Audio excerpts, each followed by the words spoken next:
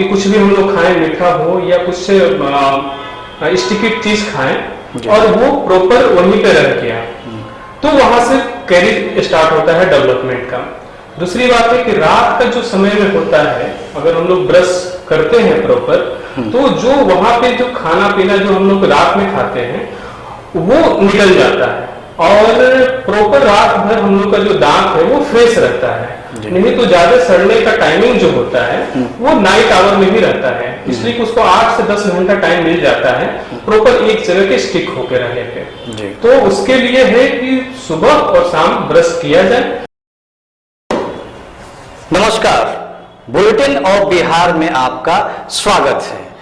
आज अपने खास प्रोग्राम सेहत में हम लोग बात करेंगे डॉक्टर विनोद तिवारी से। पेशे से डेंटिस्ट हैं, BDS MDS कंप्लीट किया इन्होंने। 11 सालों का गहरा तजुर्बा है, डेंटल इम्प्लांट्स में स्पेशलाइजेशन है। विनोद जी, आपका बहुत बहुत स्वागत है हमारे चैनल में। विनोद जी, आपका जो क्लिनिक है जगदेव पथ से 100 मीटर अंदर में ही है और हमारे तो स्टूडियो से आप काफी नजदीक हैं।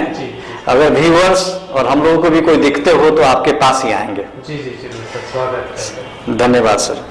सर, दांतों की अगर बात की जाए तो दांतों में अक्सर कीड़े लग जाते हैं, उनको बोल लीजिए सड़न हो जाती हैं, तो उनसे कैसे बचा जा सकता है?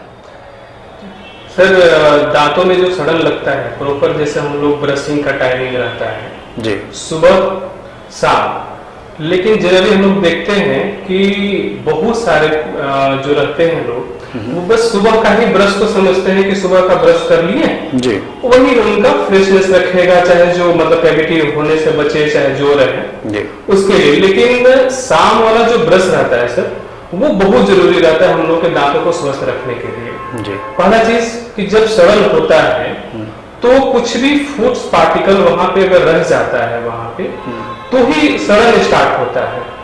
जैसे कि कुछ भी हम लोग खाएं, मीठा हो या कुछ स्टिकी चीज खाएं और वो प्रॉपर वहीं पे रह गया, तो वहां से कैरी स्टार्ट होता है डेवलपमेंट का। दूसरी बात है कि रात का जो समय में होता है, अगर हम लोग ब्रश करते हैं प्रॉपर, तो जो वहां पे जो खाना पीना जो हम लोग रात में खाते हैं वो निकल जाता है और प्रॉपर रात भर हम लोग का जो दांत है वो फ्रेश रहता है। नहीं तो ज्यादा सड़ने का टाइमिंग जो होता है वो नाइट आवर में ही रहता है, इसलिए कि उसको 8 से 10 घंटा टाइम मिल जाता है प्रॉपर एक जगह के स्टिक होके रहने पे। तो उसके लिए है कि सुबह और शाम ब्रश किया जाए कि ताकि दांतों में सड़न ना हो। जी। अगर डॉक्टर साहब दांतों में सड़न हो गई, क्या किया जा सकता है उसके बाद? सर, दांत में अगर सड़न स्टार्ट हो गया है तो फर्स्ट में वो कनकनाहट जैसे सेंसिटिविटी हम लोग बोलते हैं, जैसे कुछ ठंडा पानी लेंगे, गर्म पानी लेंगे, उस वजह से कनकनाहट होगी। तो उस समय क्या होता है कि सबका नेचर होता है कि जब तक बहुत ज्यादा प्रॉब्लम ना हो तो अपने नजदीकी हो चाहे दूर के डॉक्टर के पास कोई जाना नहीं चाहता है। लेकिन मेरा राय यही है कि जैसे ही अगर आपको कोई प्रॉब्लम हो, कनकनाहट हो, तो उस पीरियड में हल्का सेंसिटिविटी फील होने लगे तो अपने नजदीकी डॉक्टर के पास जाके परामर्श लें कि उसमें क्या उपाय हो सकता है। और सर क्या था कि अगर दांतों में सड़न हो जाए तो उपाय क्या किया जा सकता है? तो सर, उस पीरियड में अगर मान लेते हैं जैसे हम लोग स्टार्टिंग हुआ तो उसके बाद पीन में वो डेवलप होता है जी, तो उस बीच से बचने के लिए बहुत सारा ट्रीटमेंट होता है। जैसे क्या कि दांत में सड़न हो गया तो हम लोग उसको फिलिंग करते हैं, जो वहां का सड़ा हुआ पार्ट्स को रिमूव करके वहां पे एक मटेरियल आता है कि ताकि इसको फिल कर दिया जाए। फिल करने से फिर दांत का जो सड़न है वो आगे नहीं बढ़ता है। लेकिन अगर दांत में भी बहुत तरह का होता है, जैसे इनामेल, डेंटिन, फिर पल्प होता है, अगर लास्ट तक पल्प के पास पहुंच जाता है कैविटी, तो उसके बाद फिर बहुत सारा ट्रीटमेंट स्टार्ट हो जाता है। जी सर, ये अमूमन देखा जाता है कि लोग बात करते हुए सुने जाते हैं कि दांतों को किस उम्र में उखाड़ना चाहिए, यानी दांत सड़ गए हैं, ज़्यादा दर्द कर रहे हैं, मान लीजिए उसको रिपेयर नहीं किया जा सकता है, तो किस एक प्रॉपर एज में दांत को उखाड़ा जा सकता है? सर एज का तो इसमें कोई लिमिट नहीं है जी। ये किसी भी, जैसे बच्चों का हम लोग देखते हैं 5 साल 6 साल के बच्चे भी अगर प्रॉपर हाइजीन मेंटेन ना करें तो उसमें अगर कैविटी डेवलप हो जाता है तो उस पीरियड में भी हटाना पड़ता है। लेकिन अगर अब ऐसा होता है कि कभी पेन हुआ, पेन होने के बाद कभी कभी ठंडा गर्म हम लोग खाते रहते हैं, नर्व कैल्सिफाइड हो जाता है तो उसमें पेन का जो होता है सिम्टम वो खत्म हो जाता है जी। उस पीरियड में क्या होता है कि पेन नहीं रहेगा, लेकिन जो पेन नहीं रहने की वजह से उससे लोग जा नहीं पाते डॉक्टर के पास। लेकिन दूसरी बात क्या है कि जो डीके है दांत का सड़न वो बढ़ते रहता है जी। तो धीरे धीरे बढ़ते बढ़ते जो ऊपर का जो पोर्शन रहता है जो गम्स के ऊपर में रहता है उसको हम लोग क्राउन बोलते हैं मेडिकल टर्म में जी। अगर वो बिल्कुल सड़ गया तो उसके बाद का फिर ट्रीटमेंट वही रहता है कि हटाना जी। तो वो एक स्टेज आता है कि लास्ट में उसको दांत को हटाया ही जाए, बच नहीं सकता है। तो इससे उम्र का कोई लेना देना नहीं रहता है, स्टेज डिपेंड करता है कि दांत का सड़न किस स्टेज पे गया है। डॉक्टर साहब आरसीटी ट्रीटमेंट के बारे में खूब सुना जाता है, लेकिन अक्सर हम लोग नहीं जान पाते हैं कि ये चीज है क्या, क्या है ये चीज आरसीटी? सर आरसीटी वही जो आप फर्स्ट में बात किए थे कि दांत को सड़न अगर हो जाए तो क्या किया जाएगा। तो सर जब सड़न हो जाता है पहले जो कलकलाहट आपको होगी, सेंसिटिविटी जिसको हम लोग बोलते हैं, उसके बाद धीरे धीरे पहले कैविटी जो है इनामेल में जाता है, डेंटिन जाता है, उसके नीचे हम लोग का पल्प चेम्बर रहता है। जैसे अगर उस पोजीशन पे पहुंचता है तो वहां से पेन कंटिन्यू स्टार्ट हो जाता है जी। तो उस स्टेज में जाके रूट कैनाल ट्रीटमेंट आरसीटी जिसको हम लोग बोल रहे हैं, आरसीटी का प्रोसीजर स्टार्ट हो जाता है। तो इसमें क्या है, बहुत लोगों का वो धारणा भी है कि आरसीटी है तो पेन से एसोसिएटेड है, लेकिन ऐसा कुछ नहीं, बिल्कुल पेनलेस ट्रीटमेंट है ये। दूसरी बात सर कि इसमें होता क्या है कि जो अंदर का पल्प रह जाता है उसमें हम लोग निकाल के जो इन्फेक्टेड पल्प हो जाता है, दांत में उसका कोई रोल नहीं रह जाता है, उस चीज को निकाल के फिर उसको 2-3 बार बुलाया जाता है ड्रेसिंग वगैरह के लिए। ड्रेसिंग करके नीचे तक भर के मटेरियल से फिर उसको फिल करके उस पर कैपिंग वगैरह लगाया जाता है। तो उसी प्रोसीजर को आरसीटी बोला जाता है जी।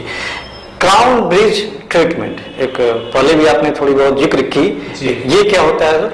क्राउन ब्रिज ट्रीटमेंट होता है सर कि जैसे 2-3 चीज अगर डिजीज हम लोग ले लें क्राउन ब्रिज में, कि जैसे हम लोग दांत निकाले, जैसे बताएं कि दांत निकल जा रहा है, स्टेज क्या होगा निकालने का, निकलने के बाद सर वहां पे खाली जगह हो जाएगा।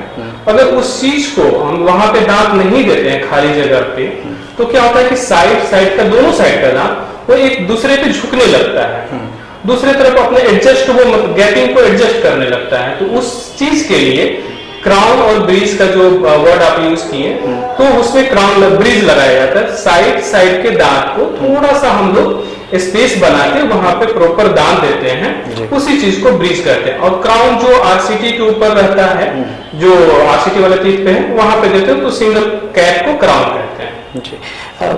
पुराने जमाने में भी देखा जाता था अक्सर, और अभी कई लोग सोने के दांत लगवा लेते हैं, तो क्या ये लगवाना सही है?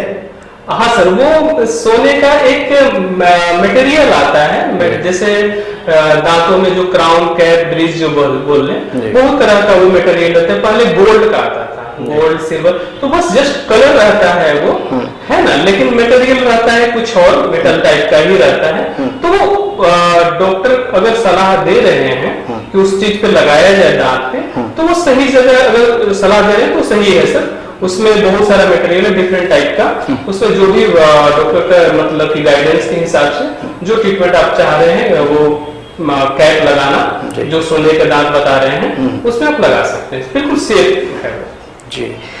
सुनने में खूब वर्ड यूज करते हैं, आप डॉक्टरी पेशे से लोग हैं, आप लोग या लोग भी बातें अक्सर सुने जाते हैं करते हुए डेंटल इम्प्लांट के बारे में, ये काफी इसका रूल है एक डेंटिस्ट फील्ड में, तो ये क्या होता है ये डेंटल इम्प्लांट? जी सर, और डेंटल इम्प्लांट सर वो है कि जैसे अभी हम लोग ब्रिज की बात कर रहे थे, तो ब्रिज जो ये पद्धति है बहुत पहले से चलते आ रही है जी।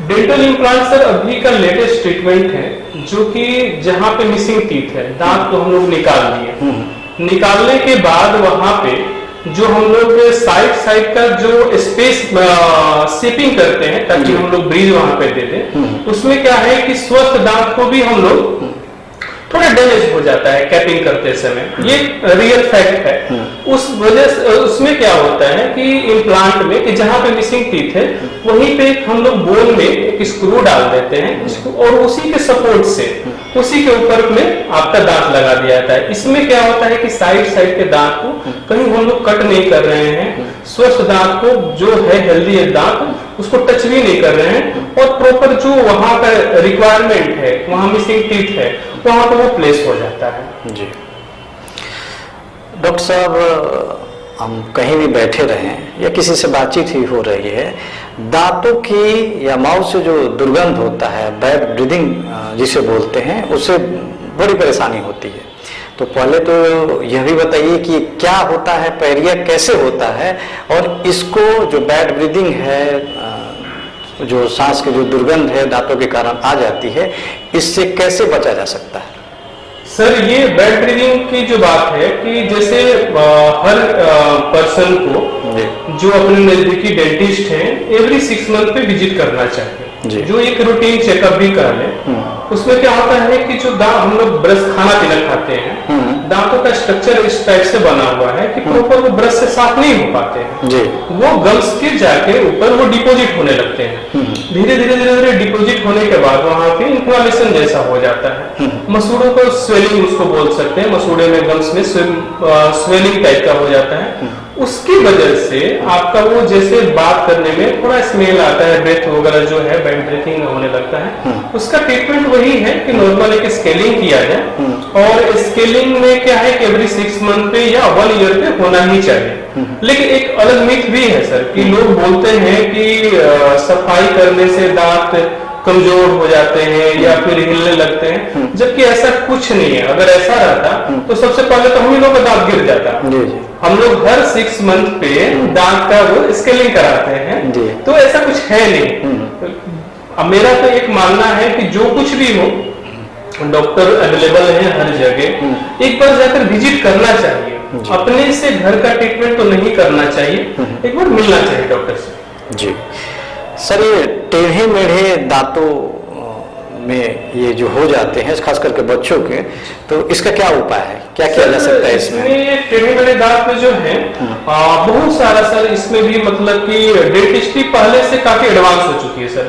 पहले जो ये था कि प्लेटिंग टाइप का लगाया जाता है, एक नॉर्मल सा पिन टाइप का, जो बाहर में दांत वो निकला रहता था। लेकिन अभी क्या है कि टेढ़े मेढ़े जो दांत रहते हैं उससे बच्चों को या जो किसी लेवल पे कर ले तो उसमें सर स्माइल वगैरह में कॉन्फिडेंस नहीं आता है उसको बात करने में, चाहे बहुत सारा चीजें। तो इसके लिए सर 2-3 तरह का वो ट्रीटमेंट होता है। एक तो ब्रेसेस लगाया जाता है हर एक दांत पे, और उसको एडजस्ट किया जाता है कि एक अलाइनमेंट में आ जाए वो। और अभी का एक लेटेस्ट है कि बिल्कुल ट्रांसपेरेंट प्लेट टाइप का आता है, वो उसको लगाने से अब वो ब्रेसेस वाला भी वो नहीं रह जाता है, वो बस प्लेटिंग लगाएं, धीरे धीरे कुछ उसका एक ड्यूरेशन होता है 6 मंथ टू 1 ईयर के आसपास, वो बिल्कुल दांत अपने आप जगह पे सेट हो जाता है। डॉक्टर साहब, हेल्दी दांतों के लिए क्या जरूरी चीजें हैं, यानी डेली रूटीन में हम ऐसा क्या करें कि हमारे दांतें जो है बिल्कुल हेल्दी दिखे और हेल्दी रहे भी? जी हेल्दी दांत का सर अगर बात किया जाए तो हम लोग का स्वस्थ दांत, स्वस्थ जो मुंह है वो मतलब कि सुंदरता और सौंदर्य का दर्पण है। लेकिन इससे सर रिलेटेड क्या है कि जितना हम लोग का हेल्दी टीथ रहे, माउथ रहे, उतना ही शरीर हम लोग का स्वस्थ रहता है सर। तो एक ऐसा नहीं है कि हम लोग देखा जाए कि बस दांत है तो इसको छोड़ दिया जाए, इसी पे डिपेंडेंट पूरा सर शरीर रहता है कि अगर कुछ मुंह में अगर इन्फेक्टेड है तो वो आपके थ्रू बॉडी में जा रहा है, तो उस चीज को पहले हम लोग जाके डॉक्टर से मिलके क्योर कराएं कि क्या है। और बहुत सारा ये है सर कि 2 टाइम ब्रश करें हम लोग, कि ताकि रात वाला ब्रश तो बहुत इंपॉर्टेंट है। हर 6 मंथ पे डॉक्टर से विजिट करें कि कहीं कुछ कैविटी डेवलप तो नहीं हो रहा है। अगर कैविटी डेवलप हो रहा है तो इनिशियल स्टेज में उसको फिल वगैरह करके सारा चीज ठीक कर दिया जाता है। और ब्रश एवरी मतलब कि 2 मंथ 1.5 मंथ पे चेंज करना रहता है जी। यही है सर कि स्वस्थ रहे और ज्यादा बेटर है कि डॉक्टर से एवरी 6 मंथ पे रूटीन चेकअप करें और वो बिल्कुल हेल्दी ठीक रहेगा जी। डॉक्टर साहब, आपको पता है कि बिहार में तो गुटखा बैन हो चुका है, तो थोड़ा यूथ को आप एक मैसेज दीजिए कि गुटखा से दांतों पर क्या इम्पैक्ट पड़ता है। सर गुटखा तो बिल्कुल नहीं खाना चाहिए और जितने मेरे यंग छोटे भाई समान जो हैं उन लोगों को तो मेरा यही मैसेज रहेगा कि अगर वो गुटखा खाते हैं, पहला तो उनका पैसा बर्बाद हो रहा है, दूसरा चीज उसको बीमारी को, बड़ी बीमारी को खरीद रहे हैं, वो खरीद के खा रहे हैं। बोलता है ना कि ऐसे ही हो गया, वो जानबूझ के बीमारी को खरीद के खा रहे हैं, तो वो बिल्कुल ही छोड़ दें। उससे क्या होता है कि दांत तो खराब होते ही हैं, साथ साथ कैंसर जैसे भारी बीमारी होने का भी चांसेस रहता है जी। तो ये तो बिल्कुल स्ट्रिक्टली है कि इसको आप अपने से बंद करें और किसी के इस पे सलाह और किसी का मतलब मोटिवेशन का कोई जरूरत नहीं है कि गुटखा हम कैसे बंद करें, ऐसे करेंगे। इसको जो भी है वो तुरंत वहां से फेंके, नहीं तो बड़ा बीमारी का आप न्योता दे रहे हैं जी। ये थे डॉक्टर विनोद तिवारी। व्यूअर्स को मैं बता दूं कि इन्होंने बहुत सारी जानकारियां दी जो हमारे डेली लाइफ स्टाइल से भी जुड़ा हुआ है। दांत जो है हमारे शरीर का एक बहुत ही महत्वपूर्ण अंग है। कभी कभी वो बोलते हैं ना कि हम किसी से बात कर रहे हैं और हमारे मुंह से दुर्गंध भी आ जाए तो इंप्रेशन काफी खराब पड़ता है। तो डॉक्टर साहब यहाँ जगदेव पथ से 100 मीटर जो फुलवाली वाली रोड है उसी के अंदर है। किस नाम से है सर आपकी क्लिनिक? संजीवनी डेंटल सर। संजीवनी के नाम से है इनका जो क्लिनिक है। वहाँ आप जाकर आप डॉक्टर साहब से मिल सकते हैं और आपको ये बेहतर से बेहतर इलाज बताएंगे उसका। डॉक्टर विनोद तिवारी जी, आप हमारे स्टूडियो में आए और हमारे दर्शकों को अहम जानकारियाँ दी आपने। आप हमारे स्टूडियो में आने के लिए आपका बहुत बहुत धन्यवाद। Thank you very much sir. Thank you.